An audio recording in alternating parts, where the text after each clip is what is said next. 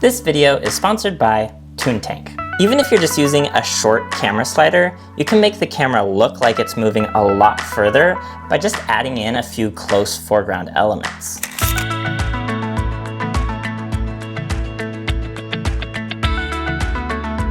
You might not even be able to tell that the camera is moving at all right now, but if I take really just any object and I place it up here closer to the camera, now you suddenly have a point of reference to understand the camera's speed and direction. All that to say, you don't really need a long camera slider to get dynamic camera moves.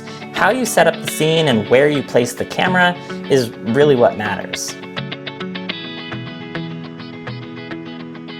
Today I'm working on filming a slow motion video where I'm firing this Nerf gun. And I wanted the camera to be able to kind of slide back, focus in on my face, and then slide forward as I fire. So I've actually rigged up this entire camera slider on the side of the Nerf gun. This way I'm free to move around the room however I want, and the camera will stay positioned in exactly the right spot. Then when I'm ready, I can just manually slide the camera back and then slide it forward again when I'm ready to fire.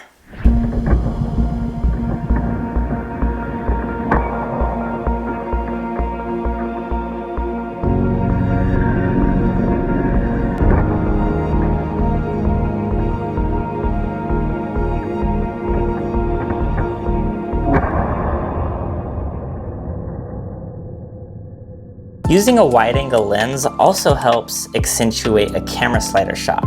Here's what this camera move looks like with the 1x lens on my iPhone, and now here's what it looks like with the 0.5x lens. I really like using electric camera sliders because they not only allow you to film yourself, but they can also repeat the same camera move over and over again at exactly the same speed as many times as you want. So you can get creative and have objects switching out between takes, so the camera motion will stay consistent throughout a scene, even though it's actually switching between different clips. My favorite motorized camera slider is the Slypod Pro. This has several advantages over the traditional rail system, as it allows you to move your camera horizontally, vertically, and forward and backwards without the slider itself obstructing the view of the camera. It's incredibly smooth and precise. There's tons of mounting points, a built-in battery, and it can be controlled with the app on your phone. While the Slypod's great for professional applications, there's also plenty of budget options out there as well, like non-motorized camera sliders and tabletop dollies. The tabletop dolly actually has one advantage over other sliders, as the wheels can be turned for capturing rotating shots.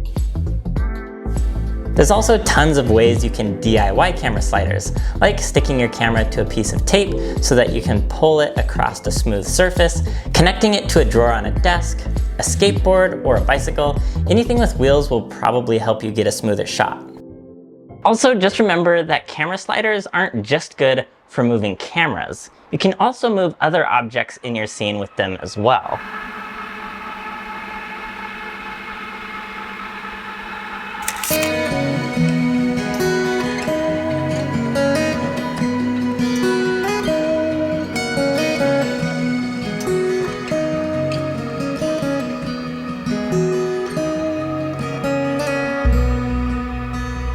One really easy way you can add an additional axis of motion to your camera slider without buying any extra accessories is to film with a wide-angle lens. And then in post, you can crop into that video and slowly, over time, move the cropped area from one side of the video to the other. So here's a scene that I filmed in portrait mode, and the only real motion that's happening is that the camera is sliding straight up.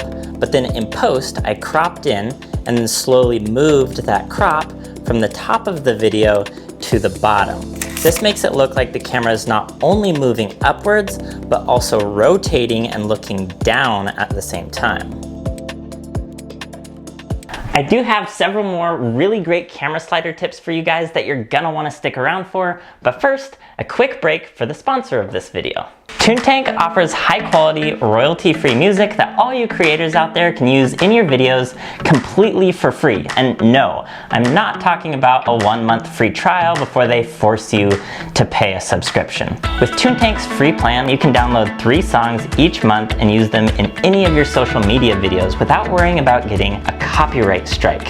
Having access to 3 new songs each month is a really incredible resource for content creators who are just starting out. And then if you do ever want to scale up with one of their subscription plans, you'll also get access to some of their other cool features as well, like whitelisting for your YouTube channel, no limits on music downloads, and access to stems, which is the individual parts of a song. So you could download just the drum line or just the melody of a song. If you'd like to learn more, there is a link for Toontank in the description below. Creating speed ramps in post is another really great way to add an extra dynamic element to your camera slider shots. For the filming of this next shot, my camera slider is moving at a consistent speed the entire time. But then bringing that video into my editing software, I selected the middle portion of the video and sped it up so that it now looks like this, where the camera starts out nice and slow and it will speed up in the middle and then slow back down again at the other end. If you're going to have multiple camera slider shots, one after the next in a sequence, it's a good idea to film them all at the same slider speed. This way, they'll all smoothly flow together in the final edit. And finally, make sure that your slider shots are matching the emotion of the story that you're telling. If you're filming a scene of a guy who's like in deep contemplation, you might want the camera moving forwards towards him, kind of giving the feeling that the world is closing in and matching that narrative of like when a person's looking within. If a character in your story is discovering something new and is in awe of the world around them, then it kind of makes sense for the camera to be pulling back away, revealing more of that character's environment. And that way the audience is also kind of discovering that environment at the same time as the character in your story. And you can think of this the same way with rising and falling emotions. If the camera is raising up, that feels more blissful and free. If the camera's lowering, that feels darker and maybe even evil. Of course, none of this stuff is like a hard, fast rule. These are all rules that are meant to be broken, but having an understanding of how camera motion can affect your emotions is a good thing to have in the back of your head when you're planning out your camera shots. Make sure to check out Toontank in the description below. There's also links for all the camera gear I use down there. You can watch some more of my videos right over here, and I'll see you in the next one.